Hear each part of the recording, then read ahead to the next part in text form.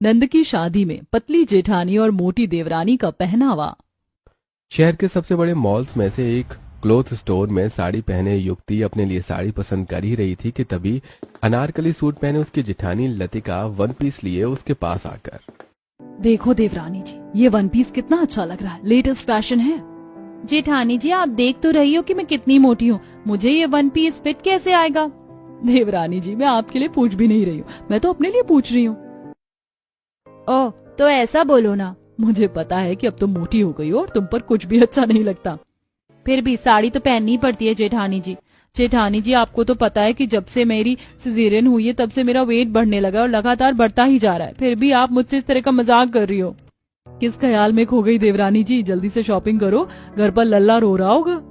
लतिका अपने लिए gown, Anarkali suit और वन पीस, युक्ति अपने लिए 3 साड़ियां खरीद कर घर पहुंचती है।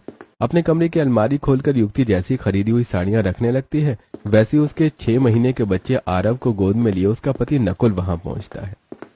अरे, तुम मार्केट से कब आई और बताया नहीं कि मार्केट से क्या लाई? मार्केट से लाई तीनों साड़ियां दिखाते हुए। मैं ये साड़ियां लाई हूँ। क्या यार मुक्ति, तुम आजकल अपने लिए साड़ियों के अलावा कुछ लेती ही नहीं हो। आप तो ऐसे बोल रहे हैं जैसे आपको कुछ पता ही नहीं है। आप भी अब जेठानी जी की तरह बात करने लगे। युक्ति की बात का जवाब देने से पहले नकुल की नजर अलमारी में रखे युक्ति के पुराने कपड़ों, गाउन, वन पीस और सलवार सूट पर पड़ी। युक्ति, तुम इन पुराने कपड़ों में कितनी सुंदर दिखती थी ना। हाँ, लेकिन अब बीते दिनों को याद करके क्या फायदा? अब जो है उसे बदला तो नहीं जा सकता। कह तो तुम सही रही हो, लेकिन तुम फिक्र मत करो, मैं तुम्हें आज भी उतना ही प्यार करता हूँ जितना पहले करता था, नकुल का हाथ पकड़कर। मैं जानती हूँ कि आप मुझे बहुत प्यार करते हो।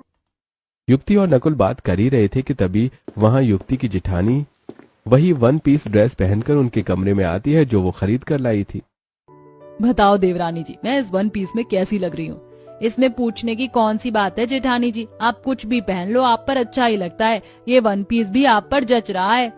काश तुम भी पहले की तरह फिट होती, दुबली पतली होती, तो हम दोनों देवरानी जेठानी वन पीस पहनकर घूमने जाते या साथ में फैमिली फंक्शन अटेंड करते।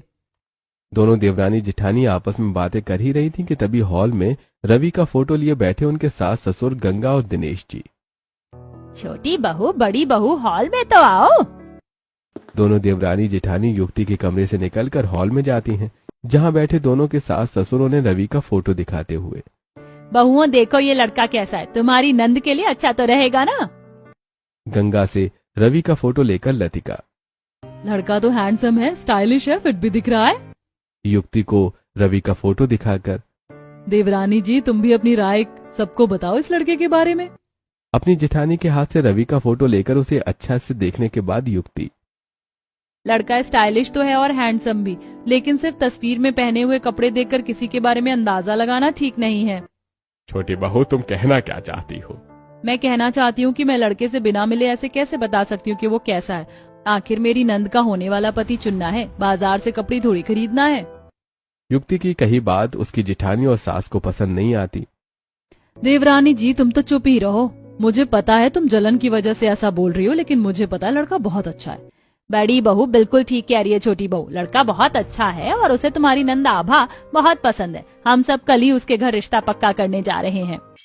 अगले दिन गंगा जी अपने पूरे परिवार के साथ रवि के घर पहुंच जाती हैं। दोनों देवरानी जेठानी ने साड़ी पहनी हुई थी। लतिका का पूरा शरीर साड़ी से ढका हुआ था, लेकिन युक्ति का शरीर मोटा होने की वजह से उसकी कमर दिख रही थी। हॉल में रखे सोफे पर रवि और उसके मम्मी पापा, सरस्वती और रामलाल जी के साथ बैठे गंगा और दिनेश जी रवि को देखकर, हमें आपका लड़का पसंद है भाई साहब। अरे बधाई हो भाई साहब, हमें भी आपकी लड़की पसंद है, लेकिन एक ही शर्त पर हम आपकी बेटी को अपनी बहू बनाएंगे। कैसी शर्त भाई साहब? हम चाहते हैं कि शादी कम खर्चे में हो और चर्चा ज्यादा हो। हम आपकी बात समझे नहीं भाई साहब, जरा खुलकर बताइए। इनके कहने का मतलब है कि शादी के सभी फंक्शंस कंबाइंड रहेंगे, जैसे कि हल्दी, मेहंदी, संगीत और रिसेप्शन। इस तरह आपका और हमारा कम खर्चा होगा और शादी के चर्चे भी होंगे। ओह, ये तो बहुत अच्छा आइडिया है बहन जी, हमें कोई इसमें ऐतराज नहीं है। वो सभी शादी के फंक्शन डिस्कस कर ही रहे थे कि तभी रवि का नौकर लल्लन वहां चाय लेकर आता है। वो सबको चाय सर्व कर ही रहा होता है कि तभी उसकी नजर गोद में आरव को लिए बैठी युक्ति की कमर पर पड़ती है और वो युक्ति की कमर घूरने लगता है। युक्ति के बगल में बैठी उसकी जेठानी लतिका लल्लन की नीयत देखकर युक्ति से, देवरानी जी, तुमने किस तरीके से साड़ी पहनी हुई है? देखो ये नौकर आपको कितनी गंदी नजर से देख रहा है। अब तो शर्म कर लो और अपनी कमर ढक लो। मैं क्या करूं जेठानी जी, साड़ी मुझे छोटी पड़ती है, जिस वजह से मैं अपनी कमर अच्छी तरह से नहीं ढक सकती। अभी ये हाल है तो शादी के फंक्शन में क्या होगा, न जाने आपके नाप के कपड़े मिलेंगे भी या नहीं। दोनों देवरानी जेठानी की खुसुर फुसुर के बीच में। अरे ठीक है भाई साहब, अगले महीने की 23 तारीख को होटल द ग्रैंड वेडिंग में हल्दी, मेहंदी और संगीत का फंक्शन और 24 तारीख को शादी। हाँ भाई साहब, तो फिर मिलते हैं 23 तारीख को होटल द ग्रैंड वेडिंग में। आभा की शादी रवि से तय करके और शादी के सभी फंक्शंस और उनकी डेट डिसाइड करके वो सभी अपने घर वापस लौट आते हैं। घर वापस आकर हॉल में बैठे वो सभी लोग शादी के फंक्शंस में कौन क्या पहनेगा इस बात पर डिस्कस करते हैं। मैं होने वाली दुल्हन हूँ तो मेरा तो फिक्स है कि मैं हल्दी में येलो अनारकली सूट, मेहंदी में ग्रीन शरारा, संगीत में गाउन और फेरों के लिए तो मरून लहंगा ही होगा। मैं होने वाली दुल्हन की बड़ी भाभी हूँ तो मेरा भी शादी के सभी फंक्शंस में स्टाइलिश दिखना तो बनता है, और मैं शादी के फंक्शंस में मेरा पहनावा एक सरप्राइज रहेगा। हम दोनों भाइयों ने तो डिसाइड कर लिया है कि हम हल्दी मेहंदी में येलो और ग्रीन कुर्ता, संगीत में इंडो वेस्टर्न शेरवानी और शादी वाले दिन कोट पैंट ही पहनेंगे। अरे भाई, हम भी तो होने वाली दुल्हन के मम्मी पापा हैं, लोग हमें भी तो देखेंगे। तो हम कहाँ पीछे रहने वाले हैं। हम दोनों बुड्ढा बुड्ढी शादी के हर फंक्शन में अपने पहनावे से तुम यंग लड़कों को पीछा छोड़ने की पूरी कोशिश करेंगे। युक्ति खामोशी से उन सभी की बातें सुन रही थी कि तभी, छोटी भाभी आप क्या पहनोगी, आपने कुछ बताया नहीं। देवरानी जी क्या ही पहनेंगी साड़ी के अलावा। जेठानी जी बिल्कुल सही कह रही है, मेरे नाप के कपड़े ही कहाँ मिलते हैं, सिर्फ साड़ी है जो मैं पहन सकती हूँ। तो मैंने डिसाइड कर लिया नंद जी की शादी के हर फंक्शन में मेरा पहनावा साड़ी ही होगी। देवरानी जी, अब तो तुम साड़ी में भी भद्दी दिखती हो, ऐसा लगता है जैसे उबले आलू का छिलका उतर गया हो। बड़ी बहू चुप रहो, कुछ भी बोलती हो। प्लानिंग तो कर ली, अब जल्दी से इसे एग्जीक्यूट भी करना है। अगले ही दिन आभा का पूरा परिवार शादी की शॉपिंग के लिए मॉल पहुंच जाता है। लेकिन जैसे ही पहले की तरह साड़ी पहने युक्ति मॉल के अंदर पहुंचकर क्लोथ स्टोर्स के डिस्प्ले में lehenga, jeans top, one piece, gown और फैंसी साड़ियां देखती है तो वो उदास हो जाती है और गोद में आरव को लिए, आप सब शॉपिंग करो, मैं थोड़ी देर में आ रही हूँ। इतना बोलकर युक्ति आरव को गोद में लिए मॉल से बाहर निकलकर मॉल के बाहर रखी बेंच पर बैठ जाती है। उसके पीछे पीछे उसका पति नकुल भी आता है। और क्या हुआ युक्ति, तुम सब लोगों को छोड़कर यहाँ अकेली आकर क्यों बैठ गई? तुम जाओ सबके साथ शॉपिंग करो, मेरी वजह से अपना मूड खराब मत करो। अच्छा, मैं समझ गया, तुमने क्लॉथ स्टोर्स की डिस्प्ले में लगे कपड़े देखे होंगे और तुम्हें बुरा लगा होगा क्योंकि तुम अब वैसे कपड़े नहीं पहन सकती। हाँ, मुझे बुरा लगा क्योंकि अब मैं पहले जैसी नहीं रही, मोटी हो गई हूँ और अब सब मेरा मजाक उड़ाते हैं। तुम भी मेरे लिए परेशान मत हो और जाओ जाकर शॉपिंग करो। युक्ति के पैरों के पास बैठकर उसके घुटनों में हाथ रखकर नकुल, मैं तुम्हारे बिना शॉपिंग कैसे कर सकता हूँ और तुम उन लोगों की बातों से दुखी हो रही हो जिन्हें सिर्फ बाहरी सुंदरता दिखती है। अरे खुद को तुम मेरी नजरों से तो देखो, तो पता चलेगा कि कितनी खूबसूरत हो तुम। नकुल के प्यार से समझाने पर युक्ति की निराशा दूर हो जाती है और वो अपने घुटनों से उसका हाथ हटाते हुए, हटो यहाँ से, मुझे मस्का मत लगाओ। युक्ति का हाथ पकड़कर, अरे मेरी मोटो, उठना और मेरे साथ शॉपिंग पर चल। ये दुनिया मुझे खुश नहीं रहने देती और मेरा नादान पति मुझे दुखी। ज्यादा प्यार दिखाने की जरूरत नहीं है, उठो मैं चलती हूँ तुम्हारे साथ। इसे कहते हैं मॉडर्न जमाने की आज्ञाकारी पत्नी। नकुल युक्ति को शॉपिंग मॉल के अंदर एक साड़ी के स्टोर में ले जाता है और शॉपकीपर पंकज से, भाई साहब मेरी मोटो आई मीन मेरी वाइफ को सबसे अच्छी साड़ियां दिखाइए। जी अभी दिखाता हूँ। इधर पंकज युक्ति को साड़ियां दिखाने लगता है, उधर उसके बगल वाले स्टोर में ढेर सारे लहंगा, शरारा, गरारा, गाउन्स और अनारकली सूट के ढेर के बगल में बैठी स्टाइलिश उसकी जेठानी नंद और सास ससुर शॉपकीपर आनंद से, भैया कुछ और अच्छा सा दिखाइए ना, इनमें से हमें कुछ भी पसंद नहीं आ रहा। बहन जी, मैंने आपको अपने स्टोर के सबसे अच्छे और लेटेस्ट डिजाइनर कपड़े दिखा दिए हैं, इनके अलावा मेरे पास अब और कुछ भी नहीं है। लतिका शॉपकीपर से बात कर ही रही होती है कि तभी हरी, पीली, नीली और लाल साड़ी लिए युक्ति अपने पति के साथ उनके पास पहुंच जाती है और, मैंने अपनी शॉपिंग पूरी भी कर ली और आप अभी तक कुछ पसंद भी नहीं कर पाए। हमें थोड़ी ना सिर्फ साड़ी लपेटनी है, जो हमें सिर्फ साड़ियां ही पसंद करनी है, हम अपने लिए इतनी सारी अवेलेबल वैरायटीज में से पसंद कर रहे हैं। ठीक है, आप लोग करिए अवेलेबल वैरायटीज में से चूज। मुझे तो अभी बहुत कुछ खरीदना है, साड़ियों की मैचिंग ज्वेलरी, इनके लिए कपड़े, और आरव भी तो है, इसकी बुआ की भी तो शादी है। ये अभी बोल नहीं सकता तो क्या हुआ, शादी में इसे भी तो सबसे हटके दिखना होगा ना। इतना बोलकर युक्ति नकुल के साथ वहां से चली जाती है। मॉल से शॉपिंग करके शाम को पूरा परिवार हॉल में इकट्ठा होता है। सबको अपने नकुल और आरव के लिए कपड़े खरीद दिखाती हुई युक्ति। हमारी शॉपिंग तो हो गई, अब बस ननद जी की शादी के फंक्शंस का इंतजार है। देवरानी जी, तुमको तो सिर्फ साड़ियां ही खरीदनी थी, इसीलिए तुम्हारी शॉपिंग जल्दी हो गई। मुझे और ननद जी को शादी की शॉपिंग करने में पूरा महीना लग जाएगा। इस तरह लतिका और आभा की शॉपिंग कई दिनों तक चलती है और फिर आखिरकार वो दिन मतलब 23 तारीख आ ही जाती है और पूरा परिवार होटल द ग्रैंड वेडिंग के स्वीट्स में बैठा हल्दी के फंक्शन में क्या पहनना है इस बात पर डिस्कशन कर रहा होता है। पीला गरारा सबको दिखाकर आभा। हल्दी के फंक्शंस में भी मैं पीला गरारा पहनूंगी, आप सब क्या पहनेंगे? आरव की गोद में लिए पीला अनारकली सूट सबको दिखाते हुए लतिका। मैं आपके हल्दी के फंक्शन में ये अनारकली सूट पहनूंगी, आखिर होने वाली दुल्हन की बड़ी भाभी का भी कोई रुतबा होता है। पीली साड़ी सबको दिखाकर युक्ति। मैं तो पीली साड़ी पहनूंगी। हम दोनों भाइयों ने तो पहले ही डिसाइड कर लिया था कि हम पीला कुर्ता ही पहनेंगे। और तुम्हारे माँ बाप पीला कुर्ता और साड़ी। कुछ देर बाद शुरू होने वाले आभा के हल्दी के फंक्शन में कौन क्या पहनेगा डिसाइड करके वो सभी होटल के अपने अपने रूम में चले जाते हैं। कुछ ही देर बाद वो सभी होटल के लॉन में बने हल्दी के स्टेज पर अपना मनपसंद पहनावा पहने पहुंच जाते हैं, जहां पहले से ही वर पक्ष सरस्वती, रामलाल, रोशनी, अतुल, आशा और जितेंद्र हल्दी का पहनावा पहने उनका इंतजार कर रहे थे। आभा के बगल में चल रही लतिका और युक्ति को देखकर, वाह भाभी की बड़ी भाभी कितनी प्रिटी लग रही हैं। यार आखिर ये खाती क्या है, कुछ खाती भी है या नहीं? मुझे तो इनसे जेलसी फील हो रही है। हाँ, लेकिन ये भाभी की छोटी भाभी ने कैसी साड़ी पहन रखी है, पूरी कमर दिख रही है, इन्हें कपड़े पहनने का ढंग तक नहीं है। ऐसा पहनावा पहनकर कोई अपनी नंद के हल्दी फंक्शन में शामिल होता क्या? मैं होती तो अपने साथ इन्हें कभी ना लाती। उन दोनों की बातें सुनकर युक्ति का कॉन्फिडेंस डाउन हो जाता है और वो सबसे पीछे चली जाती है। अरे जो मैं चाहती थी ठीक वही हुआ। ननद की शादी के सभी फंक्शंस में अपने पहनावे से देवरानी को नीचा दिखाने का अच्छा आइडिया मिल गया मुझे। आभा के रवि के साथ हल्दी के स्टेज में बैठने के बाद आभा के मम्मी पापा, बड़े भैया भाभी, रवि के मम्मी पापा, कजिन्स, बुआ, फूफा सब बारी बारी से उन्हें हल्दी लगाते हैं। वो सभी जब हल्दी लगा रहे होते हैं तब युक्ति होटल के रिसेप्शन में जाकर बैठ जाती है। युक्ति को वहां न पाकर लतिका से उसकी सास गंगा, बड़ी बहू तुम्हारी देवरानी कहाँ है, कहीं दिख नहीं रही, वो हल्दी नहीं लगाएगी क्या? लतिका इधर उधर देखती है कि तभी उसकी नजर रिसेप्शन में बैठी युक्ति पर पड़ती है। मम्मी जी बस 2 मिनट दीजिए, मैं देवरानी जी को लेकर आती हूँ। इतना बोलकर लतिका वहां से रिसेप्शन में बैठी अपनी देवरानी युक्ति के पास जाती है और, देवरानी जी वहाँ ननद जी की हल्दी का फंक्शन चल रहा है और तुम यहाँ बैठी हो। जेठानी जी आपने भी उन लोगों की बातें सुनी थी ना? हाँ तो वो गलत कहाँ बोल रहे थे? लोगों की बातों का इतना ही बुरा लगता है तो पहले आपको ध्यान रखना चाहिए था ना कि आपका वजन इतना ना बढ़े।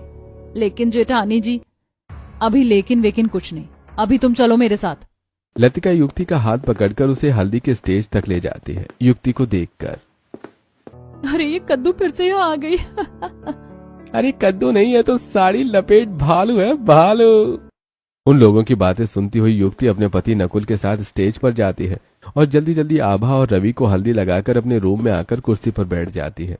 कुछ देर बाद एक एक करके उसका पूरा परिवार वहां आ जाता है और, छोटी बहू तुम वहाँ से भाग कर क्यों आ गई? सब तुम्हारे बारे में पूछ रहे थे। अरे सबकी जुबान पर एक ही बात थी कि आभा की छोटी भाभी कहीं दिखाई नहीं दे रही है, उनके बीच सब ठीक तो है ना? छोटी बहू तुम उसकी छोटी भाभी हो, तुम्हें अपनी जेठानी की तरह अपनी जिम्मेदारी समझनी चाहिए। मैं वहाँ से यहाँ ना आती तो आखिर क्या करती? वहाँ सब लोग मेरा मजाक उड़ा रहे थे, मुझसे उनकी बातें सुनी नहीं गई, इसीलिए मैं वहाँ से अपने कमरे में आ गई। देवरानी जी तुम लोगों का मुंह नहीं पकड़ सकती, इसीलिए जब तक ननद जी की शादी नहीं हो जाती तब तक अपने कानों को बंद कर लो और सबकी बातें सुनकर भी अनसुनी कर दो। युक्ति को समझाकर वो सभी वहां से चले जाते हैं। कुछ देर बाद युक्ति के कॉलेज फ्रेंड्स रानी, अमीशा, सीमा और धीरज वहां पहुंच जाते हैं। उन्हें देखकर युक्ति, कुछ ज्यादा ही जल्दी नहीं आ गए तुम सब, विदाई होने के बाद आते। सॉरी यार, तुझे तो पता ही है ऑफिस से छुट्टी मिलना कितना मुश्किल है और फिर हमें शॉपिंग भी तो करनी थी। उन चारों को रूम की चाबी देते हुए, अच्छा ठीक है, तुम चारों अपने रूम में जाकर फ्रेश हो लो और कुछ देर बाद लॉन में मिलते हैं ननद के मेहंदी फंक्शन में। युक्ति का मोटापा देखकर, ये तूने कैसी हालत बना ली अपनी? 6 महीने पहले तुझे देखा था, तब तो तू ऐसी नहीं थी। अपनी हालत के बारे में मैं बाद में एक्सप्लेन करूंगी, पहले तुम सब वो करो जो मैंने कहा है। कुछ देर बाद युक्ति का पूरा परिवार, उसके दोस्त लॉन में आभा के मेहंदी फंक्शन के लिए अपनी अपनी पसंदीदा पोशाक में पहुंच जाते हैं। युक्ति और उसके दोस्तों के वहां पहुंचने से पहले ही मेहंदी के स्टेज पर बैठे आभा और रवि को रोशनी और लतिका मेहंदी लगाने लगी थी। युक्ति अपने दोस्तों के साथ हरी साड़ी पहने वहां पहुंचती है। युक्ति की दिखती कमर को देखकर सरस्वती और रामलाल जी, ये हमारी बहू की छोटी भाभी ने कैसी साड़ी पहनी है, इसे तो ये सोच भी नहीं है कि लोग इसके बारे में कैसी कैसी बातें करते हैं। लतिका को देखकर रामलाल जी, अरे तुम बिल्कुल सही कह रही हो सरस्वती। वहीं दूसरी तरफ इसकी जेठानी को देखो, कितनी शालीनता और सभ्यता से हरा शरारा पहना है। कोई कह ही नहीं सकता कि ये लड़की की भाई भाभी है। उन दोनों की बातें सुनकर युक्ति वहां से भागकर अपने कमरे में चली जाती है। उसके पीछे पीछे उनके दोस्त भी जाते हैं। उन सबके जाने के बाद लतिका, ये लोग जिंदगी भर मेरी तारीफ करते रहे और मैं ऐसे ही सुनती रहूं। इधर अपनी नंद को मेहंदी लगाती हुई लतिका लोगों की तारीफ सुनकर खुश हुई जा रही थी। उधर युक्ति के कमरे में उसके सभी दोस्त। युक्ति, तू किसी को जवाब क्यों नहीं दे रही? तेरा कॉन्फिडेंस कहाँ गया? क्या हुआ तुझे? तूने उनको पलटकर जवाब क्यों नहीं दिया? जिस लड़की को हम जानते थे वो तो ऐसी नहीं थी, वो मुंहफट थी, लोगों की गलत बात का जवाब देती थी। चल छोड़ना यार, कहने दे जिसे जो कहता है। अब मैं थक गई हूँ लोगों को जवाब देते देते। नहीं, हम तुम्हें ऐसे नहीं छोड़ सकते। तू अपना कॉन्फिडेंस वापस ला और लोगों को जवाब दे। यार, सिजेरियन के बाद मेरा वजन लगातार बढ़ रहा है। जैसे जैसे मेरा वजन बढ़ा वैसे वैसे मेरा कॉन्फिडेंस भी घट गया। अब तुम सभी बताओ, घटे कॉन्फिडेंस से मैं लोगों को कैसे जवाब दूं? वो सभी जिस समय युक्ति को समझा रहे थे उसी समय आभा को मेहंदी लगाकर अपने कमरे में आईने के सामने गाउन लिए खड़ी लतिका। कितना मजा आ रहा है ननद जी की शादी में। मैंने कभी नहीं सोचा था कि मैं अपने पहनावे से देवरानी जी को इतना परेशान कर सकती हूँ। उधर युक्ति के कमरे में उसे समझाते हुए उसके दोस्त, ये तुझे क्या हो गया युक्ति? तो हमारे कॉलेज की स्टाइलिश क्वीन हुआ करती थी। कॉलेज की सारी लड़कियां तुझसे फैशन टिप्स लिया करती थी। अब मेरी शादी हो गई और मैं मोटी हो गई हूँ, मुझ पर कुछ अच्छा नहीं लगता। दुनिया में करोड़ों मोटे लोग हैं, तो क्या वो कपड़े नहीं पहनते? क्या वो फैशनेबल नहीं दिखते? मुझे औरों का नहीं पता, मुझे अपना पता है कि मैं मोटी हूँ और साड़ी के अलावा कुछ भी नहीं पहन सकती। कुछ दिनों बाद तो मेरी साड़ी भी पहनना मुश्किल होगा। अभी तो तू जल्दी से संगीत के लिए रेडी हो जा, बाकी कल सबको पता चलेगा कि तू क्या है। युक्ति को समझाकर उसके दोस्त अपने अपने कमरे में चले जाते हैं। उनके जाने के बाद वो साड़ी पहनकर मैचिंग ज्वेलरी पहनने लगती है। इधर अपने कमरे में उसकी जेठानी गाउन पहनकर लॉन में संगीत के स्टेज के पास पहुंचकर अपने और रवि के परिवार के साथ खड़ी लतिका। ये देवरानी जी भी न जाने कब तक आएंगी। लतिका अपनी देवरानी के बारे में सोच ही रही थी कि तभी अपनी साड़ी का पल्लू संभालते हुए और कमर से साड़ी ऊपर करती हुई युक्ति उसके पास आकर खड़ी हो जाती है। युक्ति को देखकर रवि की बुआ, बहू तेरे शरीर की तरह साड़ी नहीं बढ़ती, इसीलिए थोड़ा कम खाया कर। क्या हुआ बुआ जी आपने? देवरानी जी, तुम उनकी बातों पर ध्यान मत दो और जल्दी से स्टेज पर आओ, पहली परफॉर्मेंस आपकी है। अपनी जेठानी के कहने पर युक्ति तुरंत स्टेज पर चढ़ जाती है और लतिका डीजे तुषार के पास जाकर चितियां कलाइयां गाना प्ले करवाती है। गाना प्ले होते ही जैसे ही युक्ति डांस के 2-3 स्टेप्स करती है, उसकी साड़ी का पल्लू खिसक जाता है। इसे साड़ी पहननी भी नहीं आती, साड़ी भी खुल गई। जब पता है कि शरीर में साड़ी नहीं टिकती तो नाचने की क्या जरूरत है? अब नाक कट गई ना इतने सारे मेहमानों के सामने। कुछ लोगों को तो बस अपनी पड़ी होती है, वो दूसरों के बारे में कहाँ सोचते हैं। अब मेरी देवरानी जी की वजह से ननद को ससुराल में कितने ताने सुनने को मिलेंगे। उन लोगों की बातें सुनकर युक्ति रोती हुई अपने कमरे में चली जाती है। उसके पीछे पीछे उसके दोस्त और पति भी जाते हैं। अरे इतनी छोटी सी बात के लिए तुम रो क्यों रही हो? ऐसा किसी के साथ भी हो सकता है। नहीं, ये छोटी बात नहीं है, मेरे लिए तो बहुत बड़ी बात है। मेरी वजह से मेरी नंद को भी ताने सुनने पड़ेंगे। वो सभी युक्ति को समझा ही रहे थे कि तभी वहां उसकी जेठानी, सास, ससुर और नंद पहुंच जाती हैं और मेरे सभी वेडिंग फंक्शंस बर्बाद करके आपके दिल को चैन मिल गया ना? छोटी भाभी, हल्दी में भी आपने नाटक किया, मेहंदी में भी नाटक किया और संगीत में भी आपने हद ही पार कर दी। भगवान के लिए अब मेरी शादी के दिन ऐसा कुछ मत करना प्लीज, मैं आपके हाथ जोड़ती हूँ। छोटी बहू, तू तो कल मंडप के पास आना ही मत। ये कैसी बातें कर रही है मम्मी जी? अपनी ननद की शादी में भला एक भाभी कैसे नहीं आएगी? आप उनको एक और मौका दे दीजिए, मैं आपको भरोसा दिलाती हूँ कि अब ऐसा नहीं होगा। लतिका के समझाने पर उसकी सास का गुस्सा शांत हो जाता है और युक्ति की तरफ देखकर, हाँ ठीक है, तू आना, लेकिन सबसे पीछे रहना, आगे आने की जरूरत नहीं है। आप चिंता मत करो मम्मी जी, मैं आऊंगी नहीं। ठीक है, जो तुझे करना है कर। युक्ति को डांटकर वो सभी वहां से चले जाते हैं। उनके जाने के बाद ये क्या है, तू अपनी ननद की शादी में क्यों शामिल नहीं होगी? सही कह रही हूँ, एक तरफ मेरी जेठानी है जिनके पहनावे की सब तारीफ करते हैं और एक तरफ मैं हूँ जिसके पहनावे से सबको शर्मिंदा होना पड़ता है। तू चिंता मत कर, बस कल शादी में जाने के लिए रेडी रहना और फिर देखना सब लोग तेरी तारीफ कैसे करते हैं। क्यों, कल ऐसा क्या हो जाएगा? बस तू देखती जा हम सब क्या करते हैं। अब तक तुझे ताने मार रहे थे ना जो, उनके मुंह से तारीफ निकलवाने की जिम्मेदारी हमारी है। ये तो इम्पॉसिबल है। नथिंग इज इम्पॉसिबल डार्लिंग, बस तू कल शादी अटेंड करने के लिए रेडी रहना। इतना बोलकर वो सभी अपने अपने कमरे में चले जाते हैं। अगली सुबह युक्ति नाइट गाउन पहने होटल की बालकनी में खड़ी अपने सभी ससुराल वालों और नंद के ससुराल वालों को शादी के मंडप के पास खड़े मस्ती करता हुआ देख रही थी।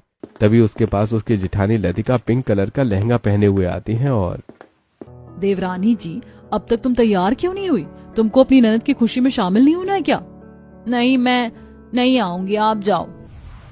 अगर तुम नहीं आओगी तो मुझे मजा कैसे आएगा? चलो ना देवरानी जी, तुम्हारे बिना अच्छा नहीं लगेगा। लतिका युक्ति को मना ही रही थी कि तभी युक्ति के फ्रेंड्स वहां पहुंच जाते हैं, हाथ में ट्रॉली बैग लिए धीरज। दीदी आप परेशान मत हो, आपकी देवरानी शादी में जरूर शामिल होगी। धीरज के कहने पर लतिका वहां से मंडप में चली जाती है, जहां दूल्हा बना मंडप में बैठा रवि मंडप के पास खड़े उसके मम्मी पापा, बुआ, फूफा, कजिन्स और लतिका के सास, ससुर, पति और देवर पहले से ही मौजूद थे। लतिका को देखकर, अरे अगर समधी जी की बड़ी बहू ने मांग न भरी होती और मंगलसूत्र न पहना होता तो लोग इसे दुल्हन समझ लेते। सच में तो दुल्हन ही लग रही है, शादी के इतने सालों बाद भी बिल्कुल नहीं बदली है, एकदम फिट है, पता नहीं क्या खाती है। और एक इसकी देवरानी है जो खा खा कर मोटी हो रही है, फिर भी उसे शर्म नहीं आ रही है। मैं तो ना झेलूं मोटी बहू को, अगर मेरी बहू ऐसी होती तो मैं उसे घर से निकाल देती या एक टाइम का खाना ही ना देती। उन लोगों के मुंह से अपने लिए तारीफ और अपनी देवरानी की बुराई सुनकर, वाह, ये लोग मेरी तारीफ कर रहे हैं और मेरी देवरानी की बुराई। काश अभी वो यहाँ होती और इनकी बातें सुनती तो उसका रिएक्शन देखकर मुझे कितना मजा आता। लतिका सोच ही रही थी कि तभी वहां पंडित जी आते हैं, मंडप में जाकर नवग्रह बनाकर। कन्या को बुलाइए। पंडित जी की बात सुनकर लतिका अपनी नंद आभा के कमरे में आती है और मैरून कलर का लहंगा और उसकी मैचिंग ज्वेलरी पहने उसे धीरे धीरे मंडप की तरफ लाती है कि तभी मंडप में मौजूद सभी लोग उसकी तरफ देखकर, ये तो कितनी प्यारी लग रही है, मैंने तो कभी सोचा भी नहीं था कि ये इतनी खूबसूरत लग सकती है। बस पहनावा बदलने की देर है, इंसान की पहचान ही बदल जाती है। उन लोगों की बातें सुनकर लतिका, इन लोगों की बातों से तो लग रहा है कि ये ना तो मेरी तारीफ कर रहे हैं और ना नंद जी की, तो आखिर ये तारीफ किसकी कर रहे हैं? सोचती हुई लतिका जैसी पीछे मुड़कर देखती है तो उसे दिखती है घेर वाला वेस्टर्न लहंगा पहने, वेस्टर्न हेयर स्टाइल लिए अपनी देवरानी और उसके चारों दोस्त। पहली नजर में वो उसे पहचान ही नहीं पाती। ये कौन है? ये मोटी तो है लेकिन इस पहनावे में कितनी सुंदर लग रही है। लतिका और आभा रुककर युक्ति को देखने लगती हैं। कुछ देर बाद युक्ति उनसे आगे निकलकर मंडप के पास जाकर अपनी सास के पास खड़ी हो जाती है। युक्ति को ध्यान से देखती हुई उसकी सास, अरे छोटी बहू, तुम इतनी सुंदर लग रही हो, मैंने तो तुम्हें पहचाना ही नहीं था। बहू, तुमने तो आज मेरी सोच ही बदल दी। मुझे लगता था कि मोटे लोग खूबसूरत नहीं लग सकते, लेकिन तुम्हारा पहनावा देखकर एक बात समझ में आ गई कि बस कपड़े पहनने का सलीका होना चाहिए, कोई भी खूबसूरत लग सकता है। भाभी की छोटी भाभी, आज तो लुक में आपने अपनी जेठानी को भी पीछे छोड़ दिया, और सच कहूँ तो दुल्हन बनी मेरी भाभी भी आपसे कम लग रही है। वो तो सिजेरियन के बाद मेरा वजन बढ़ गया, नहीं तो मैं हमेशा अपनी जेठानी से अच्छी ही दिखती थी। उन लोगों की बातें सुनती हुई लतिका आभा को मंडप तक ले जाती है।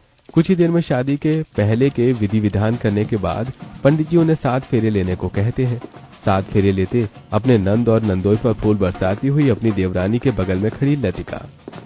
देवरानी जी ने आखिरी बाजी अपने नाम कर ही ली। मान गए देवरानी जी, आपने नहले पर दहला फेंका है।